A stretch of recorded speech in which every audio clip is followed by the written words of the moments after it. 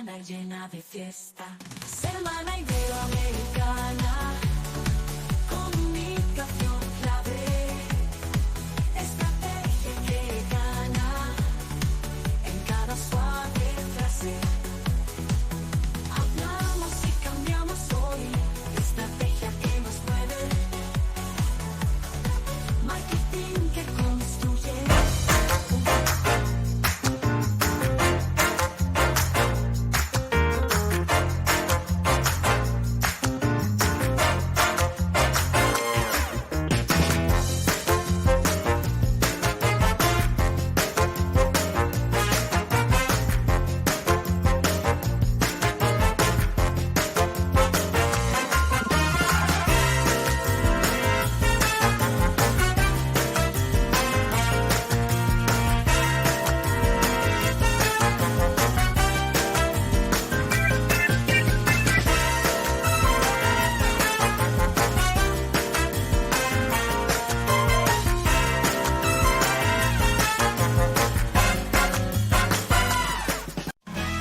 Estamos emocionados de presentarte la tercera Semana Iberoamericana de Comunicación, Estrategia y Marketing Político, del 23 al 27 de septiembre de 2024.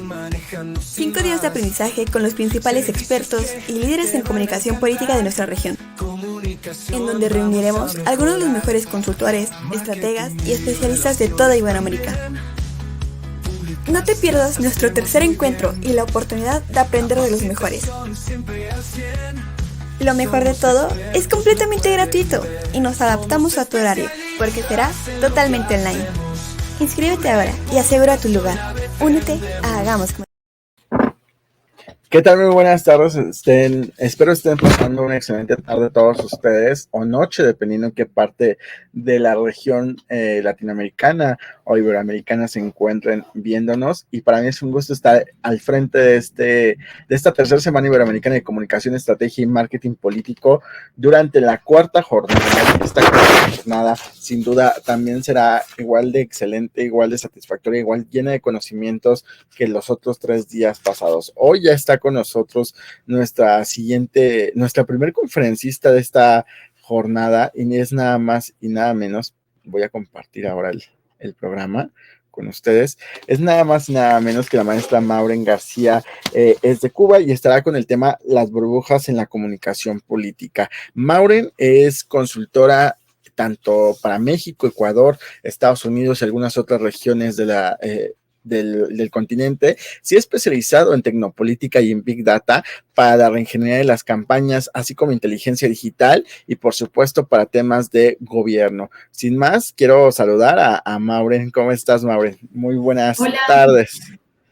Hola, muy buenas tardes. Muchas gracias, José Luis, a todo el equipo, como siempre, por toda esta gestión, por todo este esfuerzo tan importante e imprescindible. Muchas gracias y saludos a todos los que están ya conectados. Buenas tardes, noches, yo creo, por allá también. Así es, pues muchísimas gracias, Maureen, por habernos aceptado la invitación y bienvenida a esta tercera Semana Iberoamericana de Comunicación, Estrategia y Marketing Político. Este espacio es todo tuyo y puedes compartir tu presentación desde ahora. Ok, perfecto. Allá vamos, compartir pantalla.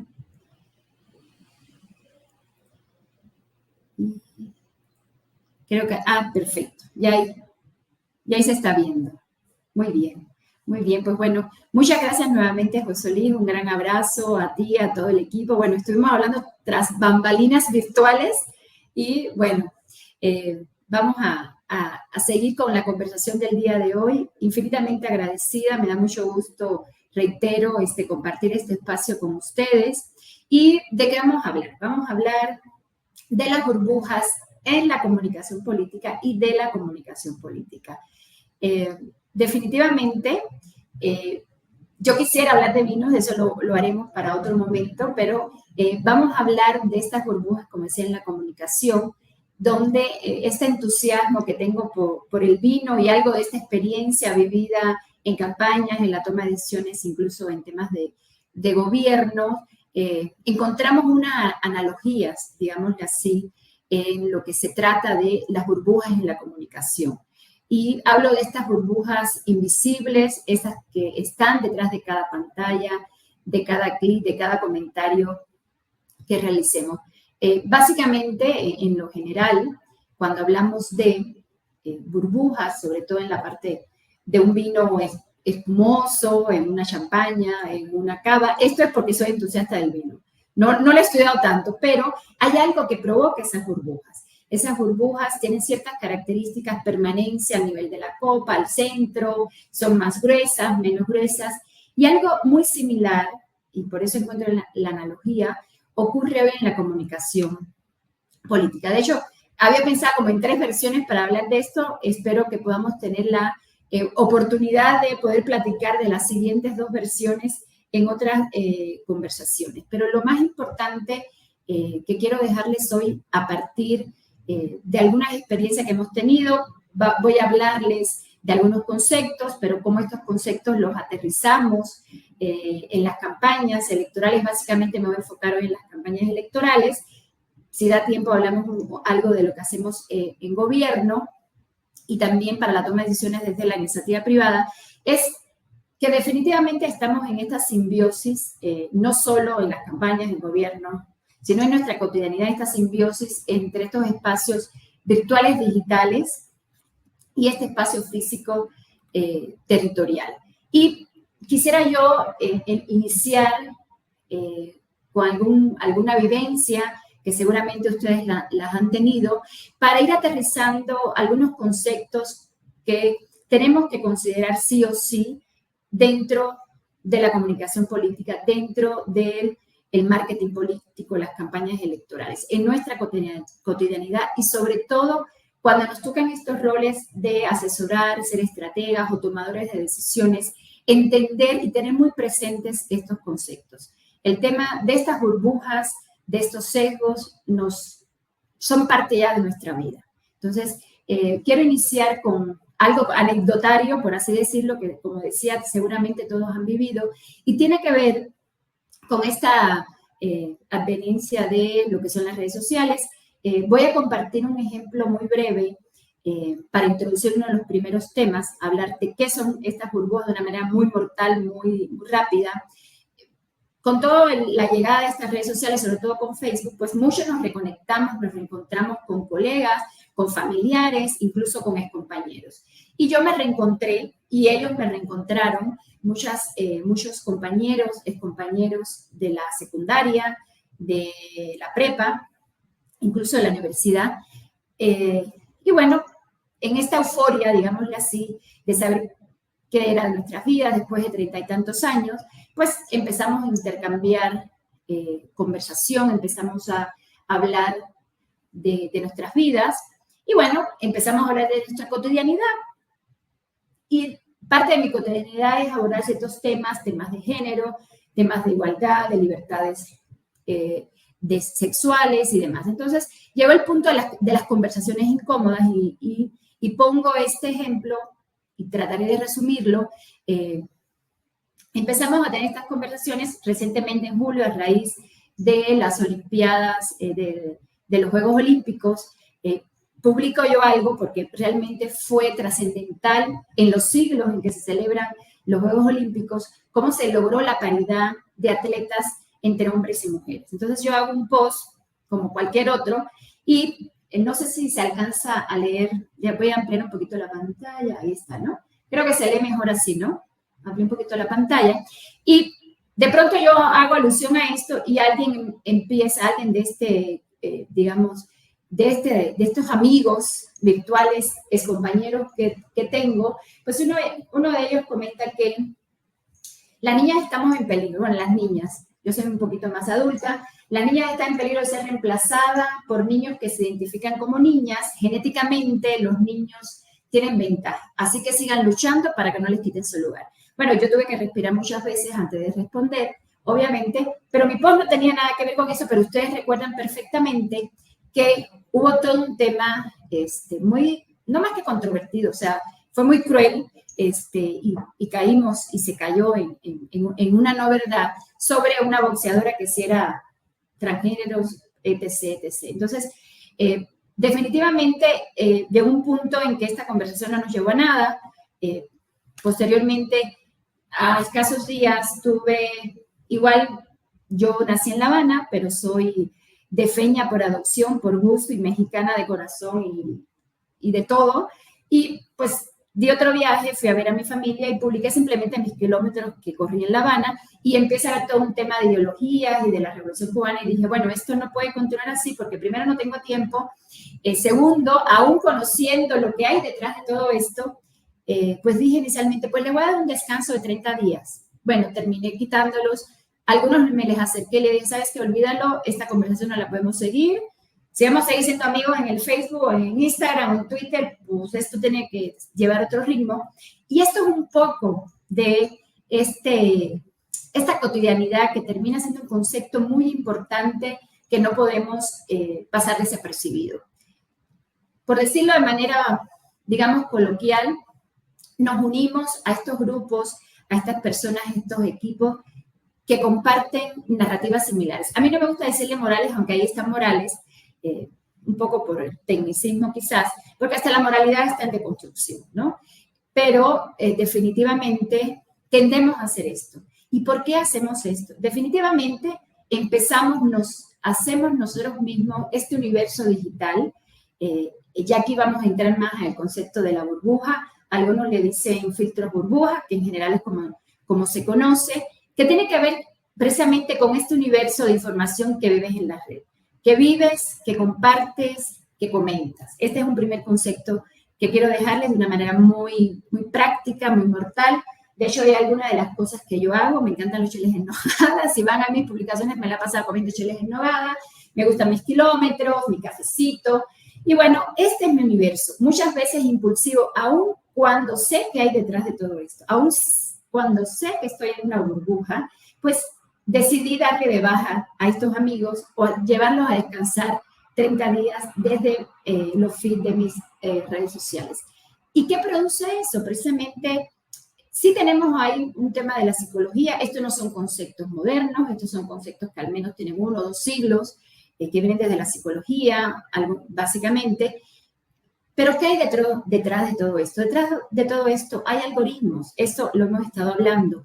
Y precisamente toda esta data, todos estos comportamientos que finalmente son datos que nosotros damos en los clics, en los me gusta, en la interacción que tenemos, pues nos van encerrando o nos van dejando en circuitos cerrados, yo le llamo así, que en algún momento, y si mal no recuerdo, en la segunda semana iberoamericana el año pasado, hablé un poco más de lo que tenía que ver con una analogía con la caverna de Platón, pero aquí finalmente es esto que se conoce como cámaras de eco. Nosotros no decidimos lo que entra, sí decidimos sobre lo que hacemos en una gran medida, pero hay una parte significativa donde están estos algoritmos traviesos, como digo yo, muchas veces perpicaces, que nos empiezan a enviar de manera selectiva. Yo digo que nos ahorran el trabajo de quitar a algunos amigos, ¿no? Ellos se deciden por nosotros qué es lo que es mejor para ver, para que no nos enojemos, para que no nos entristezcamos cuando damos un me entristece y cosas así. Entonces, no solo estamos dentro de esa burbuja, sino que empezamos a meternos en estas cavernas o cámaras de eco que solo escuchamos y nos escuchamos entre iguales. Hay que buscarle, obviamente, a estos conceptos la canalización, la oportunidad dentro de la comunicación, dentro de las campañas políticas, dentro de la toma de decisiones, para jugarla a nuestro favor. Entonces, finalmente, este es un segundo concepto. Tenemos esta burbuja, que es nuestro universo, y estamos hablando de cómo en ese intervalo de estas burbujas, estas conversaciones que yo decido participar y me aíslo de otras, pues empiezo en este circuito cerrado, en esta caverna, haciendo analogía con la metáfora de la caverna de Platón. ¿Y a qué nos lleva todo esto? Todo esto nos lleva a que esto es, desde el punto de vista profesional, desde los roles que juguemos, ya sea en gobiernos, en la iniciativa privada, incluso en nuestra cotidianidad, empiezan a generar sesgos. Los sesgos son peligrosos. Hay que trabajar en disminuirlos. Por eso es importante tener en cuenta estos conceptos. Hay mucha información, todos hemos hablado y hemos escuchado también de la velocidad, de la variedad, del volumen de los datos, o sea, de este crecimiento exponencial de esta Big Data. ¿Y qué hace esto? Además de la dinámica misma de la vida, más esta velocidad con que se mueve la información, con la que se genera esta data y nos llega a nosotros, no buscamos validar ni contrastar lo que nos llega. Entonces, empezamos a recibir esa información y si se apega a nuestras creencias, a nuestras costumbres, a nuestros puntos de vista, incluso a nuestras aspiraciones, es la información que no solo recopilamos, no solo le damos me gusta, sino que también llegamos a compartir. Y buscamos una búsqueda incesante como de reafirmación hacia nosotros mismos sobre nuestras verdades. Y ahí entramos en lo que es el sesgo de confirmación. Básicamente, el sesgo de la información es que no contrastamos, no validamos, muere muchas veces el pensamiento crítico, el cuestionamiento, para empezar a crear, a buscar, a interpretar toda aquella información que respalde, apoye nuestras creencias. Entonces, sobre estos 4 conceptos, quiero transcurrir el resto de los minutos de nuestra conversación a partir de algunas experiencias que tuvimos en el reciente proceso electoral mexicano, definiéndole y empezando con que sí o sí tenemos que aceptar, es bueno o malo en función de lo que hagamos con la data, de cómo interpretemos, analicemos lo que tenemos a nivel de redes sociales, cómo intercambiamos esta información, cómo la aterrizamos en el territorio. Finalmente somos ciudadanos que estamos en estas cámaras de eco, en esta caverna de Platón, y que constantemente nos estamos moviendo incluso de una burbuja a otra, o nos mantenemos en esta burbuja que es muy de nuestro universo, de lo que somos dentro de este espacio virtual digital. Y no olvidemos que ya no podemos hablar que son entes separados. Realmente hay una simbiosis, como decía, hay una extensión de un espacio a otro que obviamente hoy nos lleva a una comunicación, digamos, con estos 2 espacios, el virtual digital y el territorial o el físico. ¿Qué tenemos que hacer? ¿Qué hemos hecho? Ubicar las burbujas. ¿De qué se trata ubicar las burbujas? Pues el hecho de ubicar las burbujas tiene que ver mucho con el Big Data, con el análisis del Big Data, con realizar todo lo que tiene que ver con esta escucha digital, con este humor social. No es solamente una estrategia digital, hay que entender, y esto lo definimos reciente en estas campañas, hay que leer, hay que saber de esta semántica de los algoritmos, porque sí o sí ellos son ese gas carbónico, es lo que decía yo de la analogía, el gas carbónico de nuestra burbuja en la comunicación tiene que ver definitivamente con los algoritmos. Ya entrándonos un poco en una de las campañas, aquí hicimos un mix, ¿no?, de varias de las campañas las que estuvimos, que tuvieron un comportamiento, digamos, similar, y de acuerdo a los roles que tuvimos en cuanto a desarrollar todo lo referente a Big Data, escucha social y territorio, pues iniciamos pues haciendo algunas acciones de análisis de datos y de activación territorial. Hay algo importante que quiero que nos llevemos también, y inicio esta diapositiva que dice data versus percepciones, que al final les voy a decir por qué, ustedes solo se darán cuenta. ¿Qué hicimos inicialmente? Por supuesto, como en toda campaña, hay que hacer un estudio, hay que hacer una investigación, hay que analizar el contexto, hay que hacer la matriz DAFO, finalmente todos estos elementos para construir nuestra estrategia. ¿Qué empleamos normalmente? Pues sí, todo lo que tiene con la cuantitativa, que son estas encuestas puerta a puerta. Bueno, algunos hacen telefónicas, pero bueno, nosotros tomamos las de puerta a puerta, pero adicionamos algo para nosotros muy importante, que tiene que ver con la investigación, que nosotros llamamos análisis de datos, o por ahí que oyen cuando el tema son estos términos españoles y del inglés, que es data analysis, o sea, todo lo que tiene que ver con el análisis de los datos de fuentes fuera de las encuestas, o sea, son fuentes de información pública, bases de datos de programas sociales, bases de datos de otras encuestas, y nosotros lo metemos dentro de la investigación, precisamente porque lo que buscamos es ampliar la parte cuantitativa del estudio. ¿Por qué? Porque tenemos a nivel digital también datos duros, ¿no? Y tenemos esta parte desde el punto de vista cualitativo, además de los focus group, que usamos mucho en México, en Ecuador usamos mucho lo que son mapas mentales. Nosotros implementamos la parte de la semántica, los algoritmos, y esto tiene que ver con la lectura, la interpretación, el análisis basado en el procesamiento del lenguaje natural de las conversaciones. O sea, un tema, un candidato, un hashtag, un emoticon. Buscamos leer la interpretación, o sea, saber qué quieren decir bajo ciertos contextos, porque un emoticon puede usarse para muchas cosas en diferentes momentos, pero eso lo incorporamos. Entonces, es importante considerar hoy, cuando hacemos análisis o la estrategia para la comunicación, tener estos elementos desde el punto de vista de la investigación. En la opinión pública hay una línea muy delgada y se convierte en un estado de opinión, pero hay una línea delgada porque hoy mucho de la opinión pública se busca en la parte digital.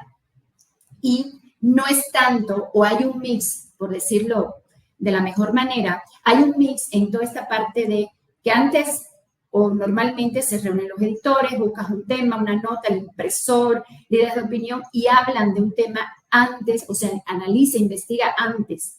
Hoy hay ahí un mix con la parte que ocurre a nivel digital, donde esta opinión publicada no pasa, digamos así, por ningún juicio y finalmente son estos influenciadores, a cualquiera de nosotros, mortales, por así decirlo, que instaura o simplemente publica sobre determinados temas. Y obviamente esto termina siendo parte de esta, digamos, deconstrucción y transformación que ha tenido hoy la comunicación política. Tenemos que saber identificar esas burbujas a partir de cómo la opinión pública, la investigación incorpora temas también del espacio o el medio virtual digital. En esta una de las campañas, bueno, esto es un conjunto de algunas, que hubo ciertos comportamientos similares. Veíamos, nosotros buscamos obviamente, aplicamos todo lo que se debe aplicar, más estas 3 variables le dimos atención especial, precisamente porque encontramos, ahora sí, algo contrastante en lo que nos daban los datos de la investigación, donde nos decía, por un lado, que teníamos más o menos un 20% del primer lugar, pero además cuando íbamos al quali nos decía que la gente estaba, pues, reconocía lo que tenía, lo que estaba hecho, no buscaba un cambio y cuando regresamos a analizar la opinión pública, cuando íbamos a algunos, incluso dentro de los equipos de campaña, pues había ciertas diferencias en la percepción de esa data. Y ahí es cuando yo digo, bueno, es que la data son hechos, los demás son opiniones. Entonces, vayamos y lo que decidimos fue, entonces, tenemos esta data dura, tenemos esta parte de la opinión pública, vayamos a la escucha social, a las redes sociales, a los medios digitales, a los temas que se publican, que se conversan a nivel digital, para ver qué es lo que está sucediendo. Y bueno, finalmente, uno de los hallazgos más importantes que tuvimos, voy a hacer un paréntesis, aquí todo este análisis que les he comentado, el tema de la semántica algorítmica, nosotros usamos una plataforma para escucha social que tiene modelos de Machine Learning y de inteligencia artificial, donde no solo vemos el desempeño de las redes sociales, sino que a través de estos algoritmos basados en el procesamiento del lenguaje natural, pues interpretamos, analizamos y buscamos comprender esas conversaciones. O sea, vamos más allá de los me gusta y ciertas métricas cuantitativas. Y aquí vimos primeramente que estaban hablando entre 2 burbujas, o sea, éramos nosotros y los adversarios. No había una conversación orgánica en lo que estábamos analizando. Entonces, dijimos, bueno, hay que profundizar. Más adelante les voy a mostrar qué otras variables analizamos desde el punto de vista de emociones y sentimientos para poder tener un perfilamiento muy claro de la audiencia y, obviamente, hacer ciertos ajustes a nuestra estrategia y cómo esto lo llevamos, por supuesto, al territorio. Entonces, ¿qué fue lo que vimos? Que los principales, y se los voy a pasar acá, lo que vimos fue que los temas, primero lo que les decía, teníamos dos burbujas, los unos y los otros, no había otros. No era orgánico. ¿Por qué no era orgánico? Porque nos dimos cuenta, y no es que nos dimos cuenta, la plataforma y el análisis nos los dio del seguimiento, que quienes hablaban de estos temas, quien ponían esta opinión publicada con mayor alcance y con mayor engagement, eran medios de comunicación con muchos seguidores, de gran alcance, o sea, tenían muchos seguidores, sus publicaciones eran muy recurrentes. Entonces, el tema, lo que pusiéramos, el hashtag, el suceso, el tweet de quien fuera, pues iba a tener mucho alcance versus el tiempo en que duraba en la conversación. ¿Qué hacía que durara en la conversación este tema? Precisamente era que había pagos, nosotros podemos medir, aquí ustedes van a ver, aquí tenemos varias variables que medimos en cualquier análisis de la conversación, en cualquier medio digital, desde un tweet hasta un blog, un periódico digital, que es lo que sea. Aquí empezamos a ver que esto se estaba oxigenando, o sea, después de estos temas duraban, con el alcance y el engagement que tenían estos medios, duraban de 24 a 48 horas y luego se retomaban, nosotros decimos se oxigenaban, a partir de pagos que se hacían por estas publicaciones y por estas cuentas o grupos no orgánicos. ¿Eso qué quiere decir? Por ejemplo, aquí ven una cuenta, mi cursor que está por acá, Sociedad Civil. Finalmente estudiamos esta cuenta y decimos que es no orgánica porque, entre otras cosas que tienen su comportamiento, son esas cuentas que de pronto aparecen a hablar de ciertos temas, de pronto hablan de la Fórmula 1 y de pronto están hablando de la política o viceversa, y empiezan a tener ciertos comportamientos. Incluso, si ustedes se dan cuenta, la misma cuenta, lo que publica esta cuenta inicialmente es retuiteado por otras cuentas que obviamente se analiza cuántos seguidores, cuándo fue creada, esas cosas que ustedes han oído y que saben que así existe. ¿Esto a qué nos llevó? Básicamente los ejemplos que estas dos diapositivas que les mostré ahorita es parte de los roles que hicimos, pero parte de lo que teníamos que estar monitoreando era la agenda territorial de uno de nuestros aliados en ciertas demarcaciones, en ciertos estados, para medir el impacto hacia nuestras campañas que estaba teniendo. En el caso particular de este ejemplo, no nos estaba aportando nada. Sin embargo, para nosotros era importante seguir, no solo porque no nos aportaba, debíamos quedarnos en el análisis, teníamos que entender por qué no estaba aportando y qué debíamos hacer también para apoyar que esta agenda territorial de uno de nuestros aliados terminara siendo objetiva y certera. Pues hicimos todo un estudio, un análisis de este Big Data, todo este análisis de información, para, de acuerdo al lugar donde fuera, se tuviese muy claro, no solamente el resultado electoral, para que no hubiera mentadas de madre, para que en el mercado no te lanzaran lo que fuera, ¿no? Eso es inevitable, pero eso tratar de bajarlo.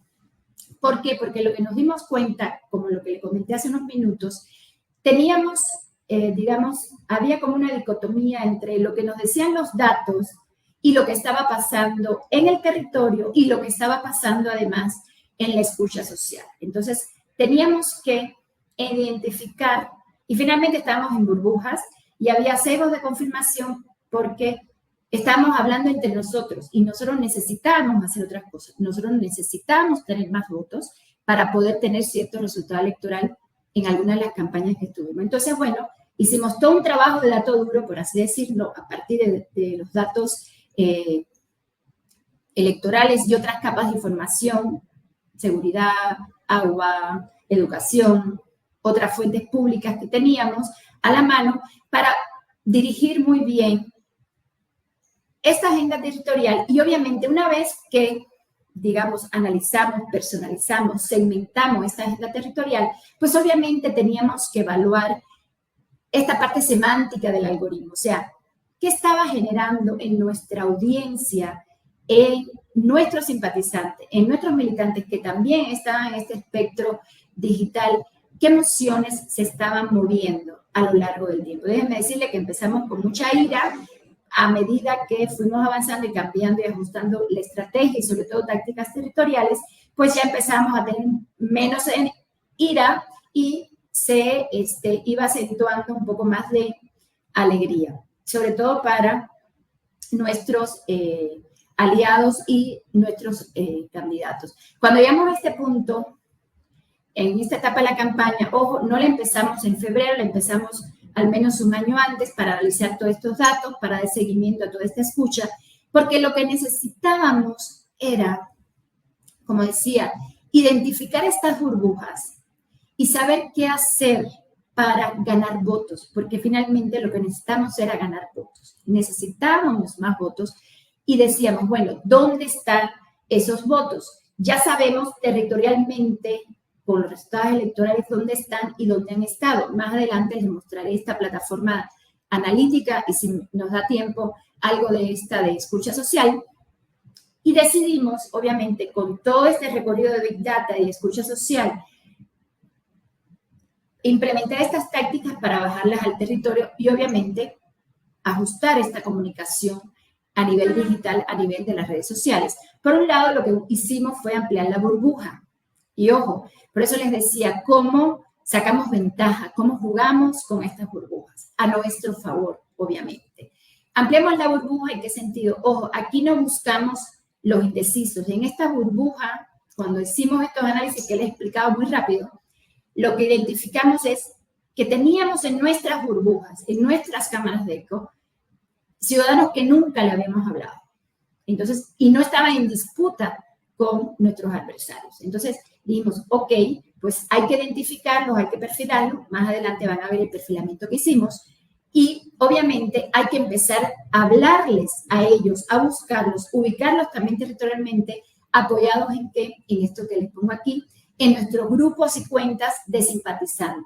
¿Por qué? Porque realmente el tema de las emociones negativas, de los sentimientos negativos y de las emociones como la ira y el miedo, estuvieron primando, al menos en muchas de las que estuvimos haciendo este tipo de análisis, y decíamos, bueno, tenemos que encontrar la forma, el tono, el lenguaje para bajar, obviamente, esta comunicación. Entonces, no era romper nuestra burbuja de simpatizantes, porque ellos nos iban a ayudar con este nicho que habíamos detectado, que compartían nuestra narrativa.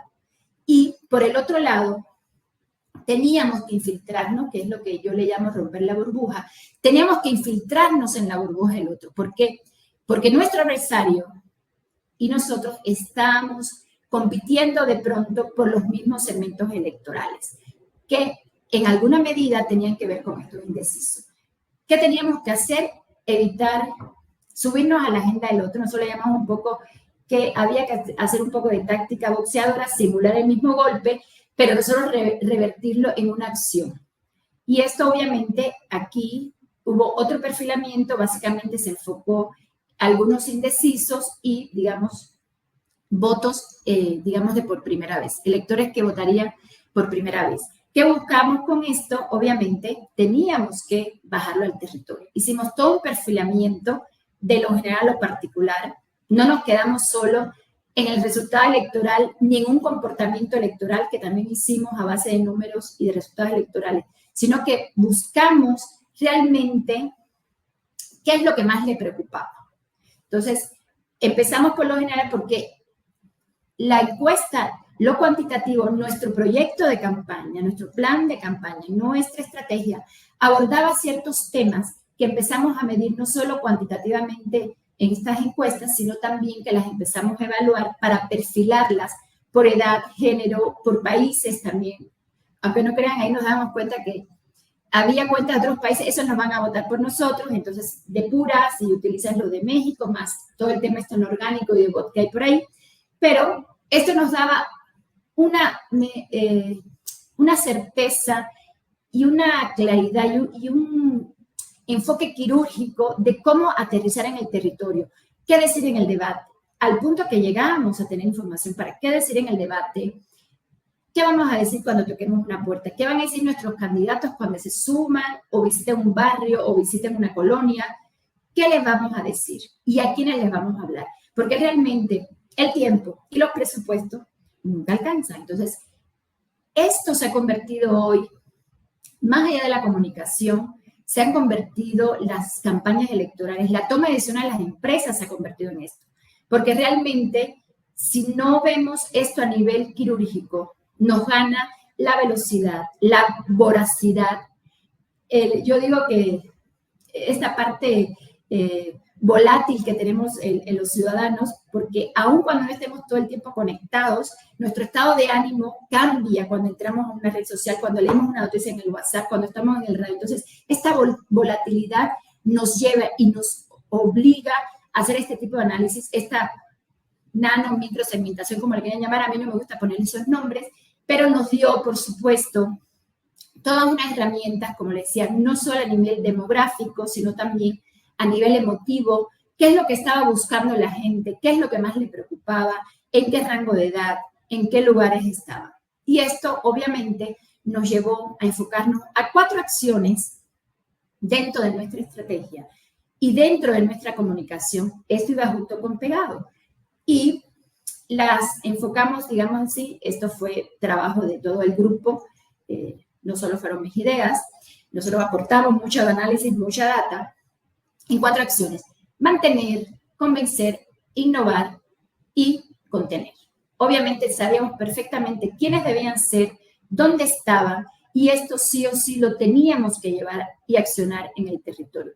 Teníamos definitivamente que modificar con un lenguaje y un tono inspiracional, esperanzador, de seguridad, al momento de comunicar, no solo a nivel digital, sino a nivel territorial. O sea, tenía que haber una continuidad de un espacio, de una dimensión a otra. Y nos enfocamos, obviamente, a estos perfiles. Ahorita les voy a mostrar la parte no dinámica de esta plataforma con la cual hicimos todos estos análisis.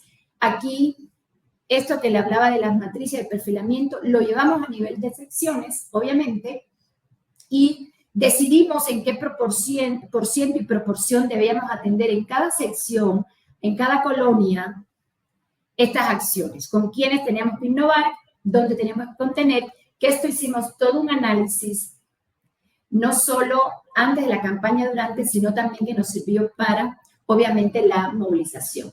Hicimos todo un análisis de los adversarios, obviamente, sumamos otras capas. Sobre todo, sumamos capas, porque muchas veces dicen, es que la Big Data es importante, pero no estamos toda la Big Data.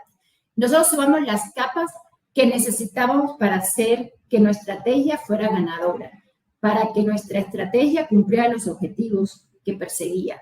Entonces, por eso ampliamos y sumamos ciertas capas de datos. No usamos los millones de datos que muchas veces existen. Simplemente usamos aquellos que respondieran a las estrategias, a los objetivos de nuestra estrategia. Y por supuesto llegamos a nivel de detalle de dónde se encontraban, quiénes eran, y esto se fue llevando para alimentar la comunicación a nivel digital y para hacer todo el trabajo territorial. Hasta aquí, ¿qué les quiero decir? El romper este funnel para entrar o infiltrar estas burbujas, sobre todo las burbujas del adversario, tiene que verse con esta articulación y entendimiento de lo digital y lo territorial. Y hago otro paréntesis. Nosotros iniciamos en el territorio. Y yo siempre lo digo. Cuando tú entiendes el territorio, el entendimiento de lo digital, pareciera que no, pero nos es muy a gusto. No es fácil, pero muy a gusto. ¿Por qué? Porque finalmente tenemos esta bipolaridad como ciudadanos. Entonces, hay que buscar que estos dos medios, estas dos dimensiones se articulen para, obviamente, poder, digamos, lograr los objetivos de la campaña. yo antes de, voy a hacer un alto, les quiero mostrar rápidamente, creo que vamos bien en tiempo para lo que me queda. Quiero mostrarles la plataforma, voy a conectarme por acá. Voy a dejar un minutito de compartir y voy a pasarme acá para mostrarles rápidamente la plataforma. Me interesa mostrarles esto porque es algo muy dinámico. Es algo, aquí está. Déjenme ver si estando acá, compartir. No quise jugar, no quise jugar con lo de las dos pantallas ahorita porque no va a ser que algo no me salga bien, pero ya salió bien, aquí está. Si se alcanza a ver. A ver, sí. Si se alcanza a ver como unos tableros. ¿O seguimos viendo? Sí, sí, estamos viendo ya la aplicación. Ok, perfecto. Voy a darle un de nuevo aquí porque voy a actualizar. Seguramente me va a poder entrar. Aquí estamos, ¿verdad? Me está pidiendo. Aquí. Déjenme entrar un momentito. Sí se ve, ¿verdad? Como que me voy a registrar, ¿se ve? Sí, Mauro. Ya, ok, perfecto. Y para nosotros es importante mostrarles esto porque hoy la comunicación no solo son tarjetas de información, no solamente es hacer un análisis de medios, que sí son muy importantes, medir las audiencias. Déjenme poner la contraseña. Ahora sí no me... Ok, vamos a entrar rapidito. Denme un minutito porque si me cambiaron la contraseña no puedo entrar, pero es rápido. Entonces, le decía que esto es parte del día a día de lo que vamos a tener que hacer en las campañas. Bueno, que vamos a tener que hacer, no, es parte de lo que hacemos. Hoy, ¿cómo construimos esa comunicación con estos dos espacios, como digo yo, o dimensiones virtuales y virtuales digitales y físicas o territoriales? Ya voy a entrar. Se me había olvidado mi contraseña. Aquí está.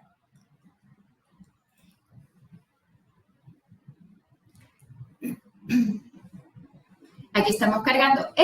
Digamos, esta plataforma puede ser vista en cualquier teléfono. Obviamente, esto se traduce en impresos, o sea, hay mapas, hay indicadores, tableros que compartimos desde los candidatos, los jefes de campaña, los asesores, o sea, quien decida y no necesitan que tenga toda la información. O sea, cada quien, obviamente, pues va a definir, de acuerdo a la campaña, quién tiene acceso a esta información. Siempre analizamos el adversario, siempre analizamos a nuestros aliados más estratégicos. Y aquí llegamos al punto de darle las metas a cada uno de los coordinadores. Y algo que hicimos es, nos anticipamos a saber dónde teníamos, voy a ampliar acá, voy a bajar acá, dónde estimamos dónde teníamos que ir y dónde estaban los votos que necesitábamos. Incluso hicimos algunos escenarios de cómo si movíamos las cantidades en función de que si llegamos o no a las metas, si podíamos no hacer esos recorridos, si pasaba algo a nivel de opinión pública o mediático que pudiese cambiarnos, obviamente, un poco el giro de esta elección, pues hicimos toda una predicción de cómo se comportaría. Pero lo que teníamos que tener y lo que tuvimos con claridad es la certeza de dónde estaban y quiénes eran. Y todo esto lo tuvimos a nivel, digamos, de secciones y colonias. Para nosotros, quienes iban a determinar estos votos adicionales que necesitamos, independientemente de los indecisos, independientemente de los simpatizantes, de los militantes, los que toda la vida, a pesar de todo, siguen votando por nosotros, ese voto más que duro, fiel, leal, imprescindible, lo teníamos en las mujeres más de 25 a 29 años. O sea, para poder ganar estos votos los teníamos en los votos de mujeres de 25 a 29 años. Era, digamos, la variable hablándolo desde el punto de vista de Machine Learning. Esto se hizo con modelos de Machine Learning y con toda esta data que pública además que encontramos, y nos daba incluso, de acuerdo a la sección, aun cuando decíamos que son mujeres de 25 a 29 años, nos decía qué teníamos que hacer con ellas. Si había que innovar, para nosotros innovar era proponer algo que no se había hablado o que no se les había propuesto por el perfil de este lector, o si teníamos que contener, porque quizás era lo que pasaba muchas veces, que si era un voto que pesaba mucho en ganarlo, pero que había sido, que cambiaba, ¿no? Que no había tenido un comportamiento, digamos, partidista durante las últimas elecciones. Ojo,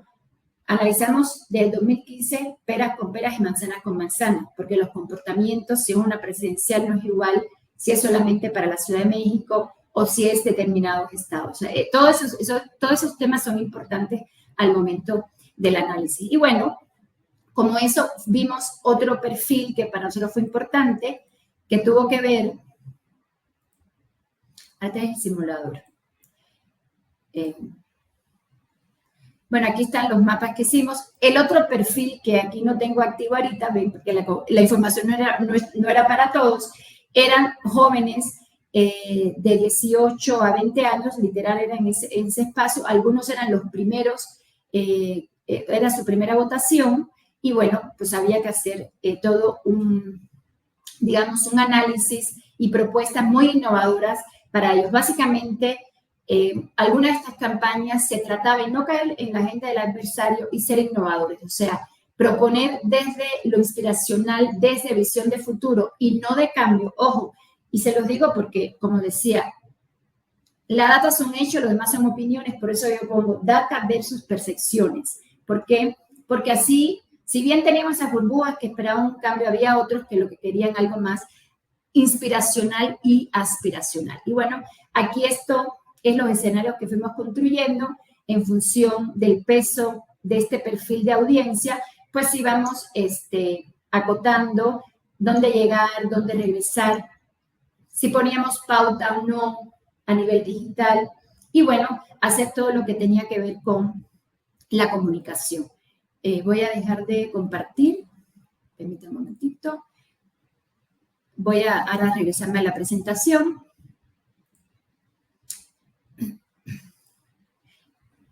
Aquí ya se alcanza a ver, ¿verdad? Que nos quedamos en Big Data, escucha social. Entonces, primeramente, quiero dejarles 4 cosas que para nosotros fueron importantes, que nos han resultado y que quiero compartirles con ustedes, no solo desde el punto de vista de las campañas, también en gobierno. Hacemos algunos temas de escucha para gobiernos, si habrá tiempo ya lo platicaremos, si no, pues sigamos la conversación. Y tienen que ver, digamos, primero, con entender el origen de estas burbujas. ¿A qué nos referimos con el origen?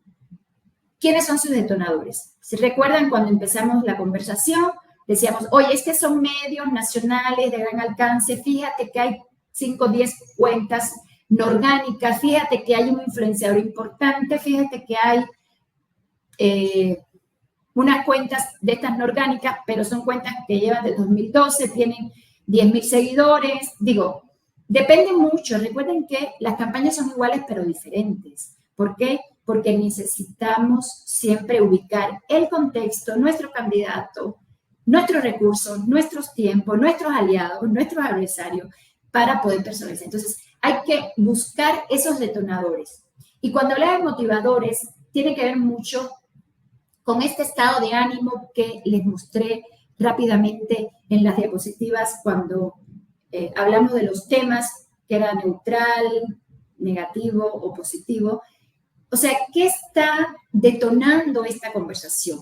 Cuando ponemos la palabra muerte, cuando ponemos la palabra robo, cuando ponemos la palabra peligro, o sea, ese nivel de detalle, eso tiene que ver con esta semántica algorítmica que nosotros definimos, para darle el tono y entender qué poner y no poner y cómo hablarles, y también cómo atacar al del frente.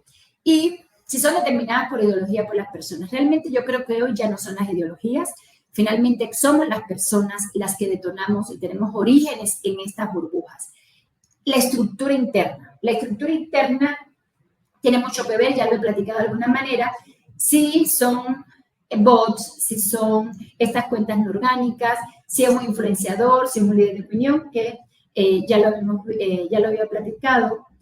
Entender, obviamente, la relación entre las burbujas y esto que yo le decía de la caverna. A lo que voy ¿es una sola burbuja o dentro de esta burbuja pueden hacerse otras burbujas? Por ejemplo, en el tema de inseguridad, que eso a veces nos lo dan muy bien los mapas mentales y los focus group. O sea, ¿qué la gente está leyendo por inseguridad? ¿No? Cuando vayamos a la parte de analizar la comunicación, cómo se está conversando el tema de la inseguridad, pues hay que ver dentro de esa burbuja de los que creemos que hay inseguridad, ¿qué estamos viendo? Y eso nos los da un emoticon, nos los dan hashtag, nos los dan palabras.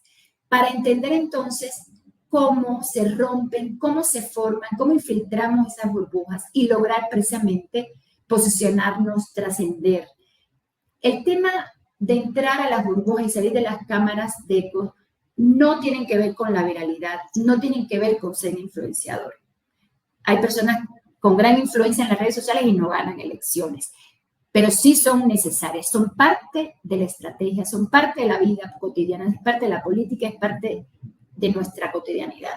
Y por supuesto la metodología y las herramientas. Como les decía, nosotros tenemos tenemos estas dos plataformas que abarcan todo lo que tiene que ver también con inteligencia artificial y machine learning, pero tenemos un equipo que entiende los números, que entiende los datos, que lo analizan, y esto tiene que transmitirse obviamente al resto de los equipos. ¿De qué se trata finalmente esto? Ya vimos filtrar, romper, salir de estas cámaras de eco, pero simplemente tenemos que buscar, simplemente por decirlo de alguna manera, cambiar la conversación.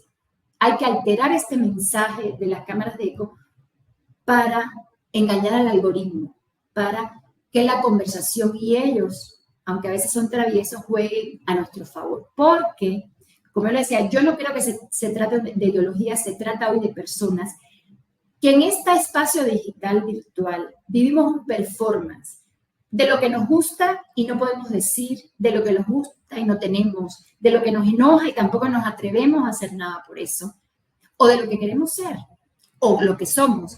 Y en el territorio, o sea, en este espacio físico, esta cotidianidad, soy el que se levanta a las 5, me subo al micro, camino con miedo, me espanto si se apaga el foco, me quejo a las 2 de la tarde porque cae un bache. Esa es la cotidianidad. Entonces, tenemos una simbiosis, algo inseparable entre estas dos dimensiones, pero tenemos comportamientos volátiles y diferentes, aunque somos las mismas personas. Por lo tanto, la importancia de entender estas burbujas, de aprovecharlas, y con los ejemplos que vimos, porque finalmente, cuando empezamos, una cosa decían los datos, que yo digo que los datos son hechos, internamente en los equipos, la opinión pública decía algo, cuando incluso también la publicada en las redes sociales nos estaban diciendo otra. Independientemente de todo esto, es imprescindible todo este tipo de análisis y ver la comunicación con esta óptica analítica. Esto no es pragmatismo, esto es parte ya de nuestras vidas, que el mundo es más de cómo lo observamos. Por eso decía que la data son hechos, los demás son percepciones. Y bueno, muchísimas gracias. Espero que haya preguntas y si no podemos seguir la conversación en cualquier momento. Muchas gracias a todos.